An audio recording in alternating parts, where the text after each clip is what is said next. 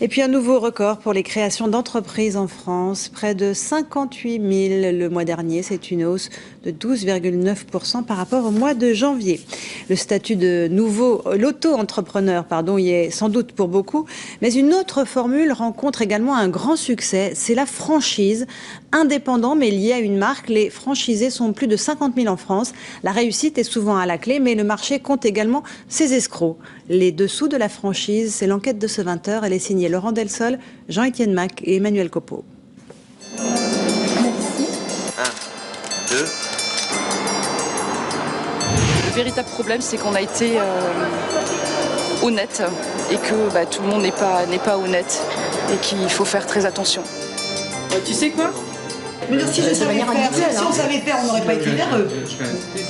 Il y a de plus en plus de franchiseurs escrocs et malheureusement toujours aussi peu de franchisés qui osent se plaindre. Des ballerines ? Oui. Vous les voulez en cuir ? Je vous remercie. Moi, je suis tombé dans le panneau. Et comme m'a dit mon avocat, parce que j'ai quand même pris un avocat, il m'a dit, monsieur Guillot, pourquoi il y a des escrocs ? Parce qu'il y a des gens naïfs pour croire leur boniment. Les 5,90. C'était le projet de leur vie.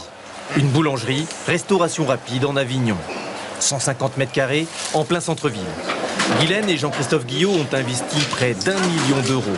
En 2007, ils signent avec un franchiseur, une entreprise qui vend son nom, son concept et son savoir-faire.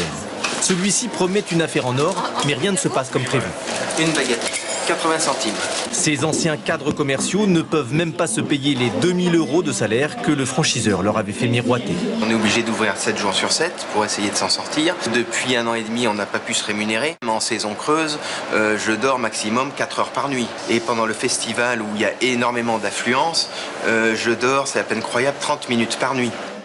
Ils estiment avoir été escroqués, entre autres des surfacturations de travaux qui ne sont toujours pas terminés et des surfacturations de matériel qui n'a jamais été entièrement livré. Ce matin, Guylaine est en retard. Elle a rendez-vous au tribunal de grande instance. Elle doit 400 000 euros aux banques. Elle espère l'aide de la justice. On se bat tous les jours et j'espère qu'aujourd'hui, on aura la réponse de nos attentes. Donc là, pour la première fois, je vais pouvoir parler au président du tribunal. Pour s'en sortir, elle a obtenu un nouveau délai de paiement pour négocier ses crédits avec les banques. Le tribunal doit être convaincu que... Tout comme Guylaine et Jean-Christophe, d'autres franchisés du même réseau ont décidé de porter plainte. Ils se sont regroupés pour réduire de moitié les honoraires d'avocats. Charlotte Bellet travaille pour un cabinet spécialisé depuis 25 ans dans la défense des franchisés. Il y a de plus en plus de réseaux de franchise, il y a les très bons réseaux de franchise et la franchise en soi est une très bonne chose, mais en même temps il y a malheureusement de plus en plus de franchiseurs qui n'hésitent pas à arnaquer des gens honnêtes, qui sont prêts à malheureusement beaucoup investir dans un partenariat qui va les mener à la ruine. Maître Bellet l'affirme, 9 procès sur 10 sont gagnés. On a gagné. Ouais, on est super contents, ça fait un grand soulagement. Sandrine Lampin vient de gagner en 5 mois son procès contre son ancien franchiseur, Petit Peton. Elle récupère la moitié de son investissement, 70 000 euros. Certains récupèrent leur argent, parfois en totalité. Sandrine est néanmoins heureuse, car elle a repris son indépendance. Elle est toujours dans le même magasin, elle a changé de nom, de fournisseur, et depuis, tout va mieux. Au revoir.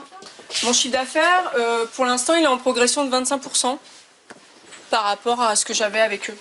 Donc voilà. Et puis vous payez aujourd'hui ? Oui, je me verse un salaire, ouais. Donc vous vous débrouillez mieux seul ? Oui, effectivement, même en gérant mon stock. En France, il existe 50 000 franchisés pour 1300 franchiseurs. Parmi eux, de très nombreux vrais chefs d'entreprise. Franck Provost est un exemple de réussite. Lancé il y a 15 ans, son réseau compte aujourd'hui 2500 salons de coiffure dans le monde. Il en possède 400. Grâce à eux, il teste les formations qu'il propose à tous ses franchisés. Qu'est-ce que ça vous apporte ? Énormément de choses. Ça permet d'évoluer, de faire avancer les équipes, de faire avancer les entreprises. Un bon franchiseur doit posséder son propre magasin. On doit montrer l'exemple. Parce que quand on décide d'apporter des nouveaux services, avant je les teste dans mes propres salons. Je vois surtout aussi combien ça me coûte et ce que ça peut rapporter. Et si on n'a pas ses propres salons, comment fait-on ? Avant de se lancer dans une franchise, pour ne pas être trompé, il faut enquêter soi-même. Chercher les bilans, les chiffres d'affaires et les bénéfices éventuels des franchisés. À Cuba, une trentaine de dames en blanc, des épouses et des mères de prisonniers politiques cubains